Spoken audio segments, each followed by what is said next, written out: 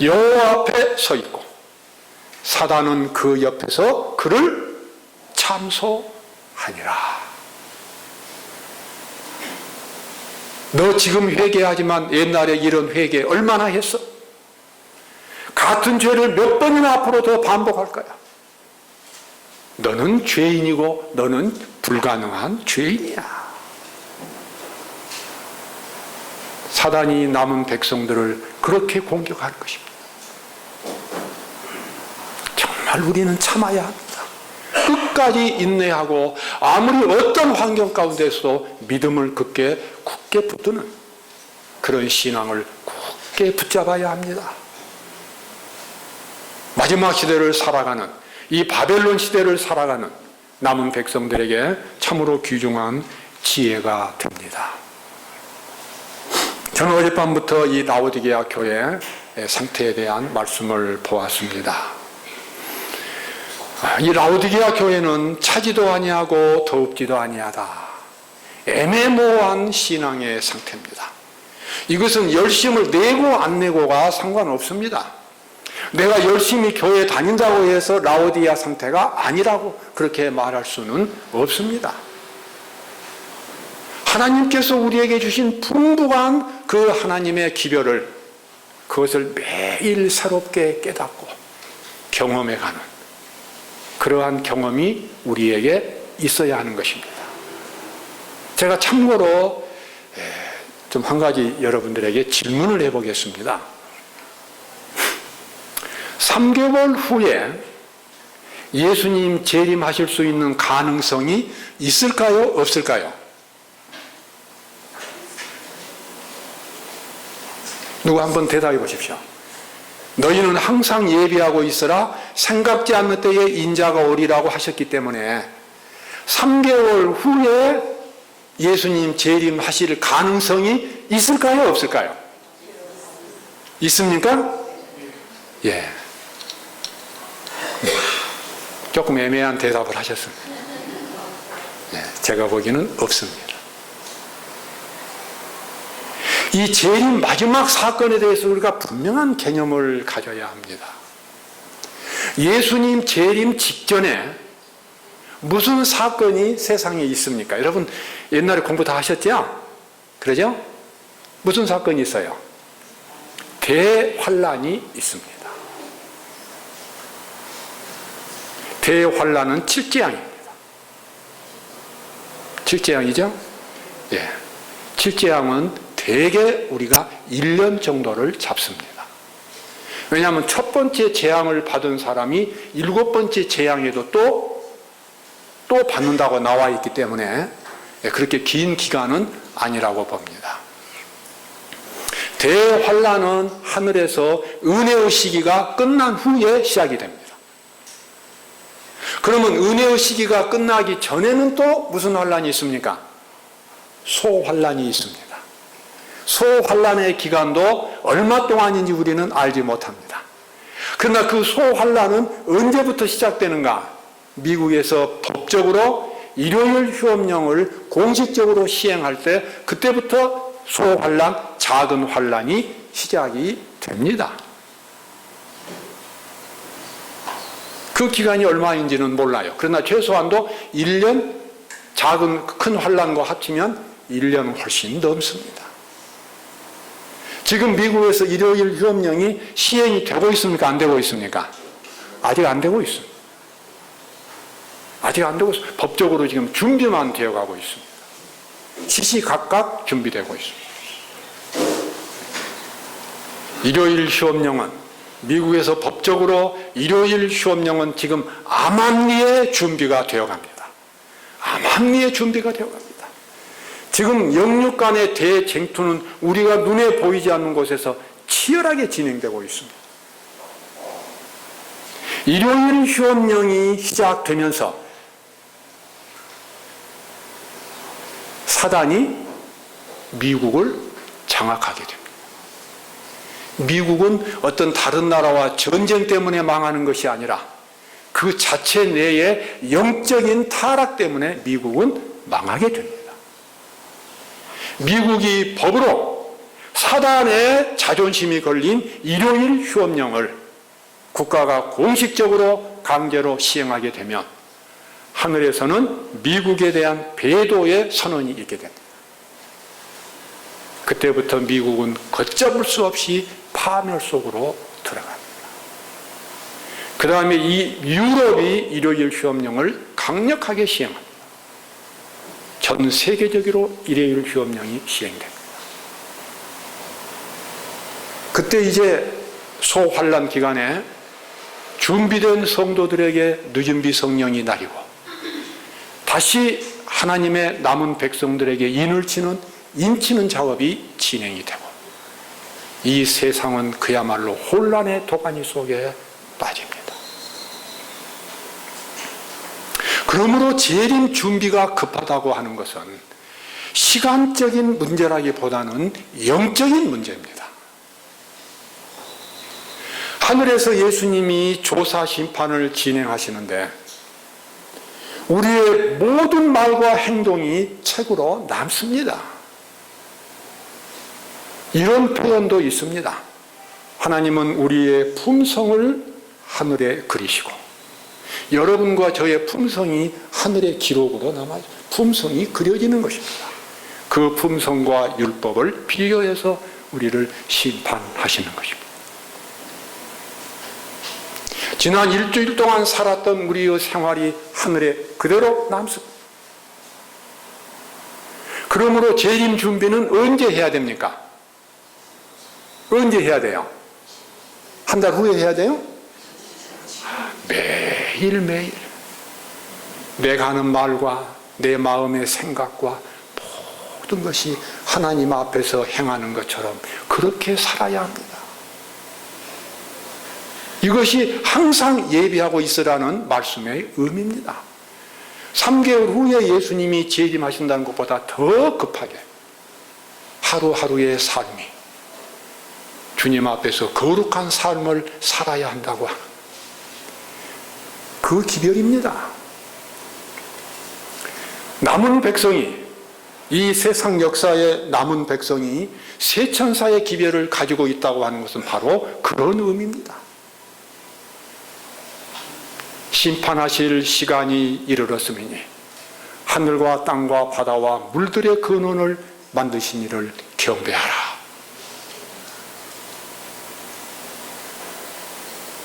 이 위급하고 중요한 목적을, 이 기별을 세상 사람들에게 선포하기 위해서 하나님께서는 제7일 안식일 예수 재림교회라고 하는 남은 백성을 일으키셨습니다.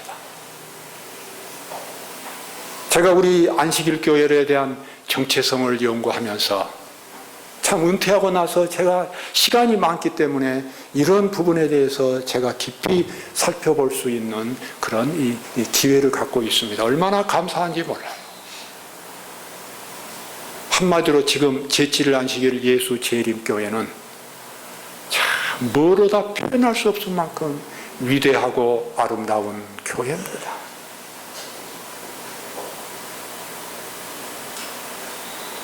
어떻게 해서 그런 잘못된 생각이 들어왔는지 모르지만 14만 4천 명이 마지막 때에 살아남은 사람들만으로 구성된다고 하는 잘못된 생각을 우리 신자들이 많이 가지고 있어요. 여러분, 그것은 잘못된 생각입니다. 1844년 이후에 출발한 우리 안식일 교회가 14만 4천인 것입니다. 왜냐하면 세천사의 기별을 듣고 죽은 모든 신자들이 6째 재앙과 7째 재앙 사이에 있는 특별 부활에 특별히 부활하기 때문에 그렇습니다. 예, 여러분과 저는 성경이 예언한 아주 위대한 사람들입니다. 선지자들입니다. 우리 모두가 선지자란 말이 성경에 있던가요? 안식일 교회 신자들이 선지자들이라고 하는 말, 성경에 있습니다. 여러분 확인해 볼까요? 네, 요한계시록 22장.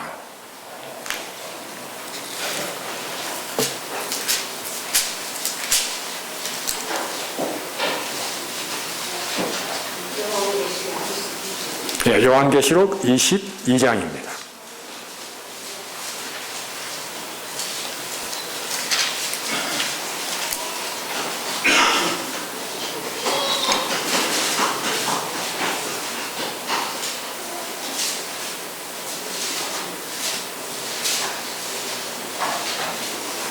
22장 9절 우리 같이 읽어보실까요? 시작. 그가 내게 말하기를 나는 너와 내 형제 선지자들과 또 이 두루마리의 말을 지키는 자들과 함께 된 종이니 그리하지 말고 하나님께 경배하라 하더라. 내 형제 누굽니까? 선지자들. 이 형제 선지자들은 바로 앞에서도 계속해서 14만 4천 명 또 남은 백성 이렇게 나옵니다.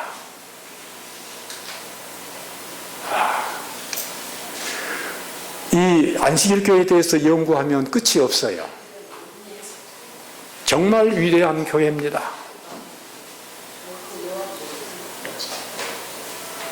화입부인만 선지자가 아닙니다.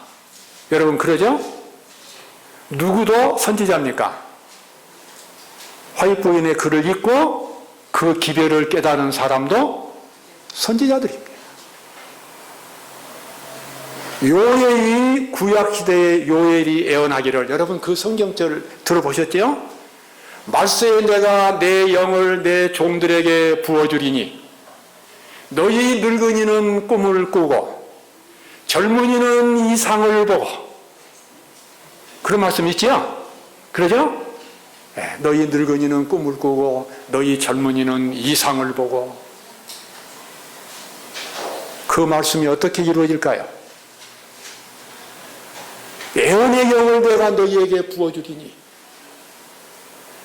제가 이 차를 몰고 이 운행을 하면 제가 그 음악 CD를 틀어요. 거기에 이 장로교에서 나오는 그 찬미가가 나오는데 말세의 영을 마지막 때에 말세의 영이 부어지리라고 하는 그 찬미를 불러요. 그래서 내가 당신들 완전히 헛다리 짚고 있다. 앞으로 예언을 말하고 꿈을 꾸고 이상을 보고 그것이 앞으로 이루어지는 것이 아니라 이미 150년 전에 그 예언은 이루어졌고 지금 수많은 선지자들이 나타나서 예언을 말하고 있다. 그 예언이 무슨 예언입니까? 예언의 영, 예언의 신입니다. 마지막 때에 일어날 사건을 정확하게 보고 있는 사람들이 바로 안식일 교인들. 어떤 기독교에도 예수님의 재림의 기별이 없습니다. 마지막 때에 대한 기별도 없습니다. 여호와의 증인이 예수님 재림 말하지만 1914년에 눈에 안 보이게 재림했다고요. 장로교회가 재림을 말하지만 앞으로 휴거가 있을 거라고 말합니다. 보이지 않게 사라지는 것입니다. 예수님은 그것에 대해서 말씀하셨어요? 말씀하셨어요. 뭐라고 말씀하셨어요?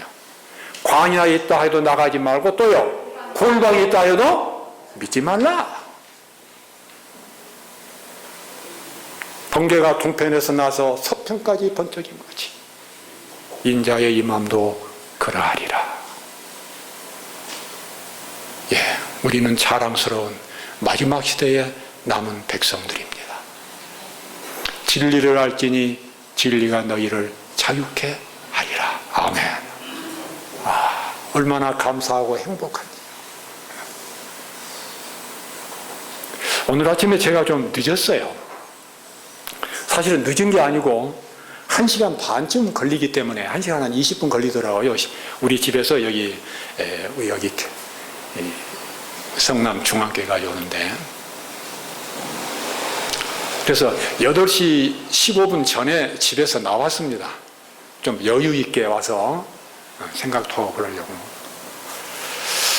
이제 신설동에서 이제 차를 갈아타고 이제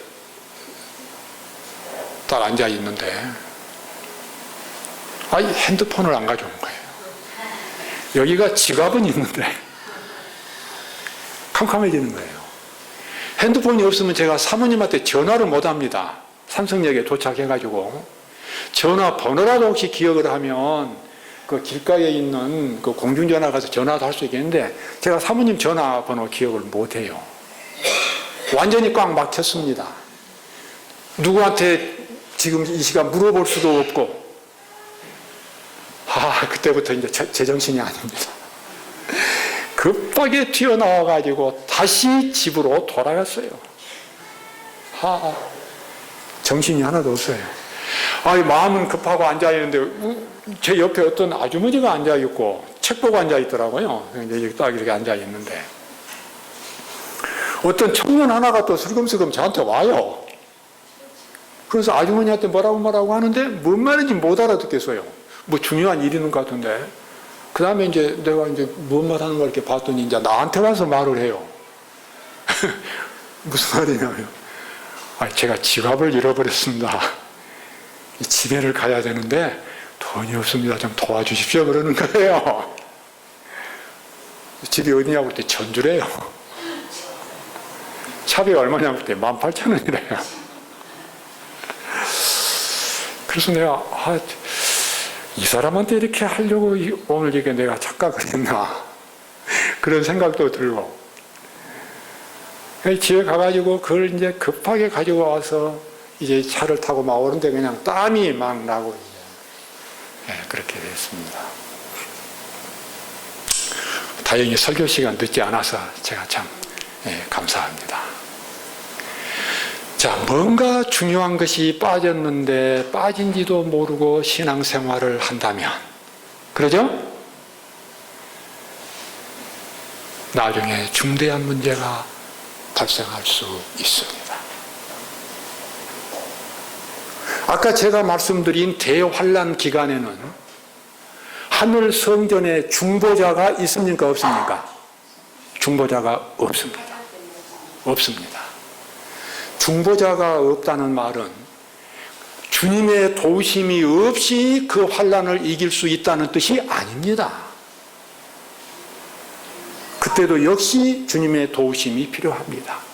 그러나 우리의 죄를 용서해주고 우리를 의롭다고 인정해 주시는 그 중보자가 없다는 이야기입니다. 그 말은 무슨 말입니까? 하늘에서 주님의 지성소 봉사가 끝나기 전에 우리는 어떤 상태가 되어야 해요? 모든 죄를 다 회개하고 버린 그런 상태에 도달해야 합니다. 그러므로 우리 안식일 교인들이 자기 자신을 깊이 살피고 날마다 회개의 경험을 갖는 것은 얼마나 중요한 일인지 모릅니다. 그것이 바로 지성소 안으로 들어가는 경험인 것입니다.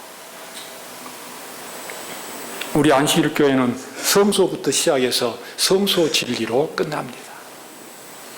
내가 주님과 함께 지성소 안으로 들어가서 그 안에서 깊이 자신을 살피는 대속죄의 경험을 갖는 것. 오늘 이것이 바로 우리 안식일 교인들이 가져야 할 신앙의 경험입니다. 이것이 바로 안식일 교회의 정체성입니다. 이것 때문에 안식일 교회가 세상에 있습니다. 우리가 다른 안식일 문제나 작은 뿔의 문제나 다니엘이나 요한계시록이나 많은 지식을 갖고 있다 할지라도 지성소 안에 들어가서 주님을 만나는 깊은 경험이 없다면 우리는 본질적인 면에서 아직도 안식일 교회의 핵심 부분에 도달하지 못하고 있습니다. 다니엘서를 여러분들이 많이 연구를 하셨습니다. 그랬죠? 예. 저도 그냥 다니엘서는 그냥 처음부터 끝까지 다 눈에 들어와요. 그러나 다니엘서를 우리가 연구할 때에 그 중요한 핵심되는 부분은 작은 뿔 천주교가 아닙니다. 무엇일까요? 2300주야 성소의 정결입니다. 다니엘서에서는 2300주야에 대한 설명이 없어요. 작은 뿔에 대한 설명만 나옵니다. 예수님의 초림에 대한 예언인 71회만 나오고 한때 두때 반때만 나옵니다. 그래서 다니엘이 가브리엘 천사한테 안달을 했어요. 이 마지막이 어떻게 됩니까? 가브리엘 천사는 뭐라고 그랬어요? 다니엘아, 이 책을 마지막 때까지 인봉하라. 그리고 주님께서 이 땅에 이제 요한에게 찾아오셔서 요한계시록을 주셨는데, 그 요한계시록이 바로 다니엘서에서 설명하지 못한 2300주야에 대한 설명이 요한계시록입니다. 그래서 요한계시록은 다니엘서의 연장선에 있습니다. 다니엘서의 핵심 부분이 요한계시록에 있는 것입니다. 그리고 요한계시록의 핵심 부분은 세천사의 기별입니다. 지성소 안으로 들어가는 경험입니다. 자, 주님께서 어젯밤에 우리가 본 대로 라오디게아 상태에 대해서 강하게 책망하시고,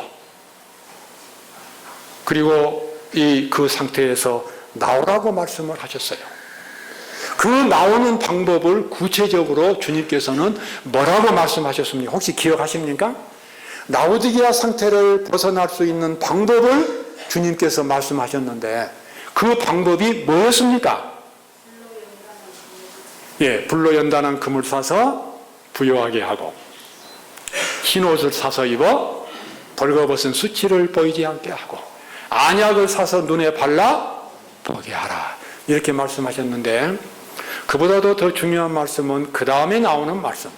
보라, 내가 문 밖에 서서 두드리노니 누구든지 내 음성을 듣고 문을 열면 내가 그에게로 들어가 그로 더불어 먹고 그는 나로 더불어 먹으리라. 자, 라오디게아 상태를 말씀하시면서 주님은 문에 대해서 말씀을 하셨습니다.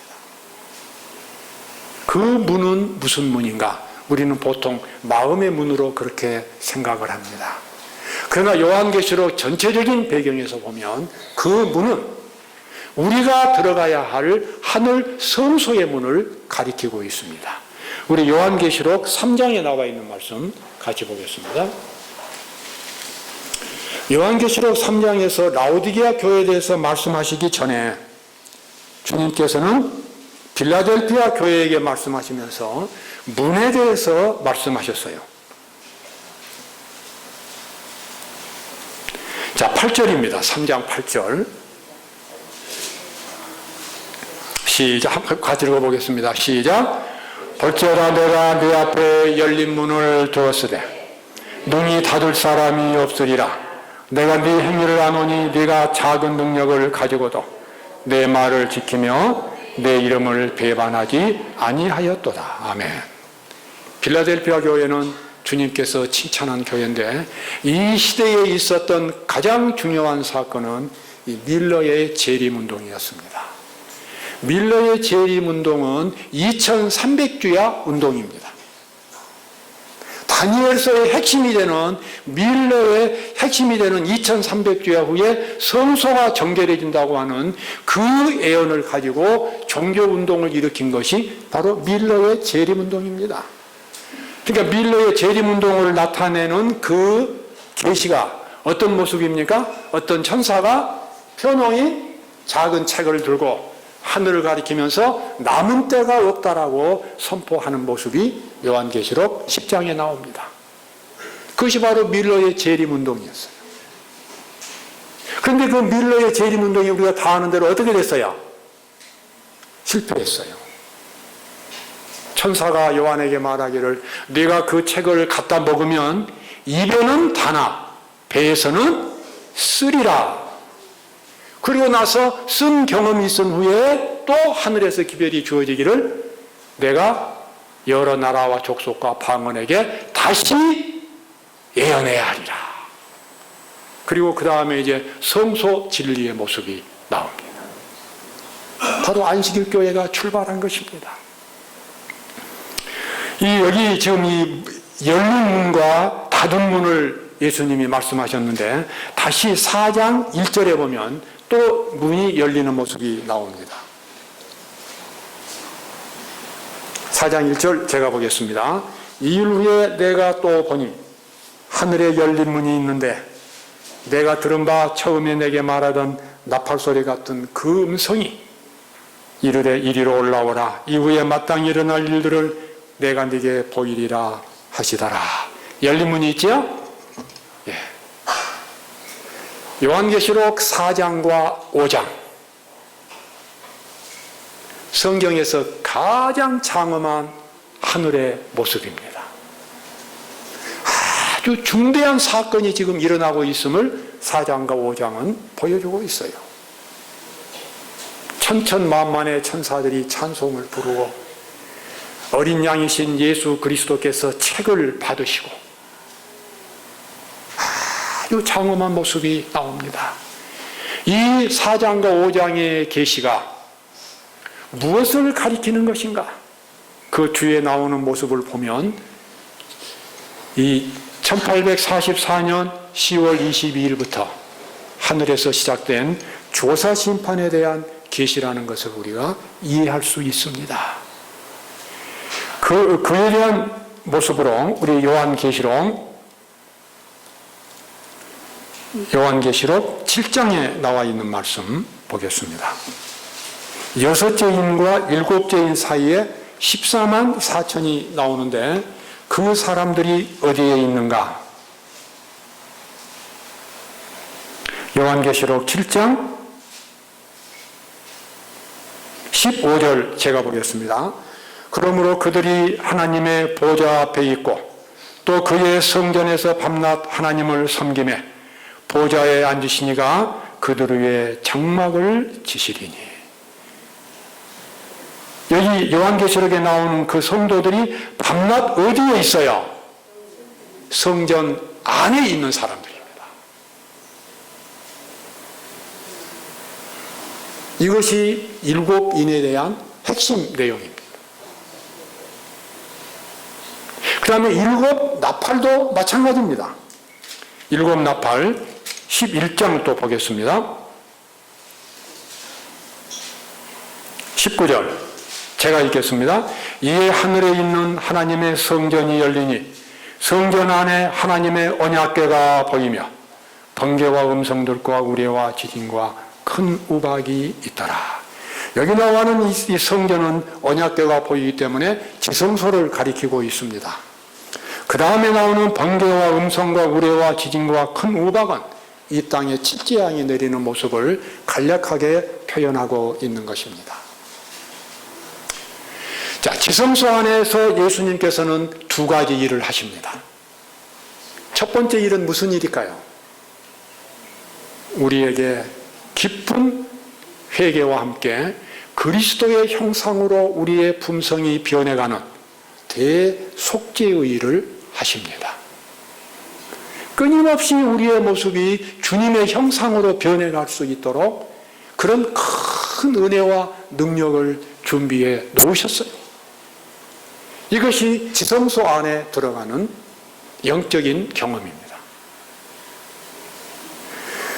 여러분, 우리가 심판을 보통 어렵게 생각하는데 하나님의 종들이 하나님의 기별을 전할 때는 근본적으로 심판의 기별입니다. 언제나 그랬어요. 침례 요한의 기별이 뭐였어요? 여러분 기억하십니까 혹시? 회개하라, 천국이 가까웠느니라. 그 다음에요, 도끼가 나무 뿌리에 놓였으니 회개에 합당한 열매를 맺지 아니하는 사람마다, 나무마다 뭐예요? 찍혀 불에 던져오리라. 여러분, 하나님의 기별은 근본적으로 심판의 기별입니다. 사람들이 예수님을 만났을 때에 예수님 앞에서 항상 심판을 받았어요. 그렇죠? 예수님은 그 사람의 근본을 아시고 판단하셨습니다. 요한계시록에 나오는 7교회도 심판의 기별입니다. 내가 네 행위를 아노니. 그러므로 우리가 예수님을 따라서 지성소 안에 들어간다고 하는 것은 날마다 예수님 앞에서 심판을 받는 경험을 의미하는 것입니다. 예수님 앞에 서면 어때요? 항상 죄인이지요. 그러죠? 우리는 끊임없이 회개가 깊어가는 경험 속에 살아야 합니다. 회개해도 또 죄가 나오고 회개해도 또 죄가 나오고 그렇게 끝없이 회개해가는 과정에서 우리의 모습이 어떻게 될까요? 그리스도의 형상으로 끊임없이 변해가는 것입니다. 회개는 우리가 평생 할 일입니다. 두 번째는 구원받은 사람과 멸망받은 사람을 구분하는 일이 조사 심판의 일입니다. 자, 우리 2300주야 때 그때 무슨 일이 벌어졌는가 우리 그걸 보도록 하겠습니다. 인용구 12번 좀 액정으로 하실 수 있습니까? 나옵니까 액정? 나왔어요? 나왔죠? 네. 활부인이 1844년 10월 22일에 하늘에서 일어났던 일을 계시로 본 것입니다. 제가 읽겠습니다. 나는 아버지께서 보좌로부터 일어나서 불병거를 타시고 휘장 안에 있는 지성소로 들어가 좌정하시는 것을 보았다. 그러자 예수께서도 보좌로부터 일어나셨고 그의 앞에서 머리를 숙이고 있던 무리들도 그분과 함께 모두 일어섰다. 나는 예수께서 일어나신 이후에는 단 한 줄기의 빛도 그분으로부터 부주의하는 무리들에게로 가는 것을 보지 못했다. 그들은 칠흑 같은 어둠 속에 버려졌다. 지성소의 진리를 깨닫지 못한 일반 개신교회들에게 칠흑 같은 어두움이 덮였다고 하는 것이 바로 바벨론인 것입니다. 나는 보좌 앞에서 아직도 머리를 숙이고 있는 무리들에게 시선을 돌렸다. 그들은 예수께서 그곳을 떠난 것도 몰랐다. 사단이 보좌 곁에 나타나 하나님께서 하시는 일을 하려고 했다. 그들은 보좌를 쳐다보며 아버지여 우리에게 당신의 영을 부어 주시옵소서라고 기도했다. 사단이 그들에게 거룩하지 못한 영역을 불어넣어 주었는데 그 안에는 빛과 큰 능력은 있었지만 자비로운 사랑과 기쁨과 평안이 없었다. 사단의 목적은 그들을 속이고 꿰어서 그들로 하여금 그들로 하나님의 자녀들을 미혹하게 하려는 것이었다. 초기문집 55쪽, 56쪽에 나와 있는 말씀입니다. 여러분, 이 하나님의 백성들은 어느 시대에나 그 시대에 주어진 애언의 기별을 가져야만 올바른 믿음을 가질 수 있습니다. 하나님의 남은 백성들의 두 가지 특징이 요한계시록에 뭐라고 나옵니까?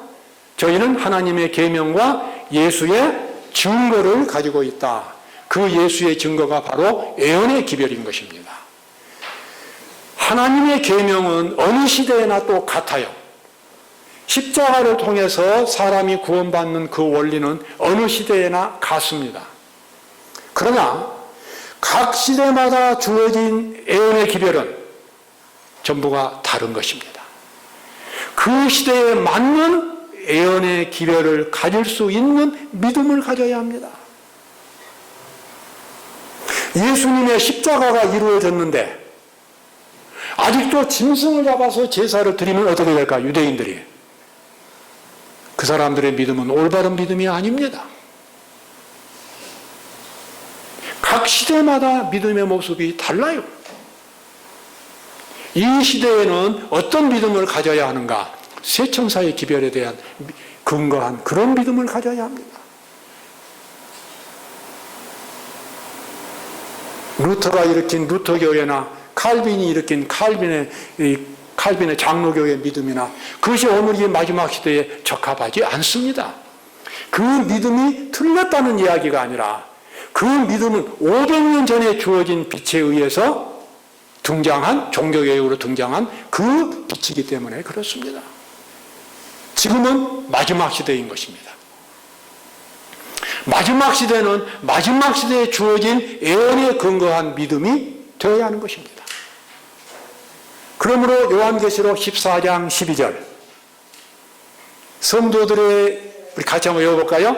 성도들의 인내가 여기 있나니 저희는 하나님의 계명과 그 다음에요 예수 믿음을 지키는 자니라. 거기서 나와 있는 믿음은 그 앞에 나오는 14장에 나오는 세천사의 기별에 대한 믿음인 것입니다. 그러므로 우리가 오늘 우리에게 주어진 애언의 기별을 올바로 이해하는 것은 얼마나 중요한 일인지 모릅니다. 자, 내가 어떻게, 이제 마지막 결론입니다. 내가 어떻게 이 땅에 살면서 예수님을 따라서 지성소 안으로 들어갈 수 있을까? 우리 인용구 13번 또 들어주시기 바랍니다. 여러분, 이 애언우신을 보시고 지혜를 깨달으시기 바랍니다. 아, 내가 땅에 있으면서도 예수님을 따라서 지성소 안에 들어갈 수 있고 예수님께서 하시는 대속죄 사업을 내가 경험할 수 있겠다 하는 지혜를 주는 구절이 바로 여기 나와 있는 이 사도행전에 나와 있는 구절입니다. 제가 읽겠습니다. 여러분 마음으로 따라 읽으시면서 깊이 이해하시기 바랍니다. 모세가 하나님의 영광의 거처가 될 그 놀라운 건물의 모형을 본 것은 하나님과 함께 산에 있을 때였다. 우리가 인류를 위한 그분의 영광스러운 이상을 명상해야 할 곳은 하나님과 함께 있는 산, 곧 어디입니까? 은밀한 교통의 장소이다. 은밀한 교통의 장소이다. 내가 혼자 기도하는 그 장소다, 그 말입니다. 하나님께서는 각 시대마다 하늘과의 교통의 통로를 통하여 당신의 자녀들의 마음에 은혜의 교리들을 서서히 보이심으로 그들에 대한 당신의 목적을 성취하셨다. 진리를 나누어 주시는 당신의 방법은 그의 나오심은 새벽빛같이 일정하다는 말에 예시되어 있다. 하나님께서 계몽시킬 수 있는 곳에 자신을 두는 사람은 마치 동틀녘의 부분적인 어두움에서 완전한 정오의 빛에 이르는 것처럼 진보한다. 여기 계몽이라고 번역된 영어가 제가 좋아하는 단어입니다. illustration. 이것은 어떤 것을 그냥 쉽게 환하게 이렇게 보여주는 것보다 illustration이라고 해요. 그것을 계몽이란 말로 번역을 했습니다. 하나님께서 자기를 계몽시킬 수 있는 곳에 두는 사람은 동틀녘에 햇빛이 점점 밝아오는 것처럼 그의 마음이 진리로 밝아지게 될 것이다. 아멘입니까? 아멘. 하나님께서 이 약속을 주셨어요. 우리 마음속에 하나님의 빛이 가득 찰 수 있도록 그것을 경험할 수 있는 약속이 주어져 있는 것입니다. 그 다음에 나오는 문단 우리 같이 읽어보겠습니다. 아주 명문장이에요. 아주 문장도 아름답고 기별도 아름답습니다. 시작. 참된 성화는 완전한 사랑, 완전한 순종, 하나님의 뜻에 대한 완전한 일치를 의미한다. 우리는 진리에 순종함으로 하나님께 대하여 성화되어야 한다. 우리의 양심은 살아계신 하나님을 섬기려는 필사적인 노력으로 성화되어야 한다. 우리는 아직 완전하지 않으나 이기심과 죄악에 얽어매는 것을 끊어버리고 완전으로 전진하는 것이 우리의 특권이다. 위대한 가능성들, 높고 거룩한 도달점들이 모두 사람이 미칠 수 있는 범위 안에 있다. 아멘. 아멘. 우리가 하나님의 뜻을 이해할 수 있습니다. 하나님께서 우리 남은 백성들에게 무엇을 기대하시는지 알 수 있습니다. 예수님의 재림의 준비를 어떻게 해야 되는 것도 여기서 알 수 있습니다. 막연한 것이 아닙니다. 애매모호한 것이 아닙니다. 아주 구체적으로 나와 있습니다. 주님께서 이 땅에 오실 때에 등불이 꺼져가는 사람, 처녀들이 아니라 우리의 등불이 환하게 탈 수 있도록 하나님은 모든 걸 다 준비해 놓으셨어요. 자, 그 다음에 나오는 문단은 제가 읽어보겠습니다. 이 시대에 많은 사람들이 거룩한 생활에서 큰 진보를 하지 못하는 이유는 하나님의 뜻을 그들이 하고자 하는 대로 해석하기 때문이다. 자신들의 욕망을 따르면서도 그들은 저희가 하나님의 뜻을 따르고 있다고 믿고 있다. 아주 위험한 일이죠? 예. 우리 모두가 이 경험을 갖는다면 우리는 마지막 때에 거룩한 남은 백성으로 승리하게 될 것입니다. 그 다음에 우리 인용구 14번 오늘 교과 내용이 바울이었죠? 예. 바울이 어떻게 그렇게 위대한 사도가 되었는가? 그 경험은 성경에 나와 있지는 않고 사도행적에 나와 있습니다. 사도행적 125쪽에 나와 있는 말씀이죠. 제가 읽어보겠습니다. 여러분 눈으로 같이 읽어주시기 바랍니다. 이 한적한 광야에서 바울은 조용히 연구하고 명상할 기회를 가졌다. 그는 그의 과거의 경험을 조용히 회고하였고 완전히 회개하였다. 그는 그의 회개가 간합되어 그의 죄가 용서받았음을 알 때까지 마음을 다하여 쉬지 않고 하나님을 찾았다. 그는 예수께서 장차 그의 봉사에 그와 함께 하신다는 보증 얻기를 갈망하였다. 참 여기서 제 마음을 끄는 구절은 그의 회개가 간합되어 그의 죄가 용서받았음을 알 때까지 마음을 다하여 쉬지 않고 하나님을 찾았다는 구절입니다. 그래서 그가 드디어 하나님을 만난 것입니다. 바울이 기록했던 모든 성경, 로마서나 고린도서나 갈라디아서나 모든 것들은 이 경험에서 나온 것입니다. 바울이 행함이 아니라 믿음으로 구원받았기 때문에 그렇게 이 행한 순종함이 없이 그냥 구원을 생각하는 것은 바울의 사상이 아닙니다. 바울은 철저하게 자기의 생각을 하나님의 뜻에 일치시켰어요. 믿음으로 의롭게 된다고 말했을 때 그 믿음은 순종이 기초가 되어 있는 믿음인 것입니다. 막연하게 믿습니다 해가지고 구원받고 그런 구원은 아닌 것입니다.